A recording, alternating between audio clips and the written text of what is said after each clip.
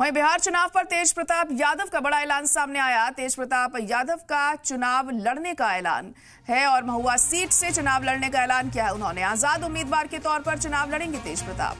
तो इस वक्त की हम खबर आपको बता रहे हैं कि तेज प्रताप चुनाव लड़ेंगे, ये उन्होंने साफ कर दिया है। ये बड़ा ऐलान यहाँ पर किया है कि बिहार चुनाव में काफी एक्टिव नजर आएंगे अब तेज प्रताप यादव और उन्होंने चुनाव लड़ने का ऐलान कर दिया है।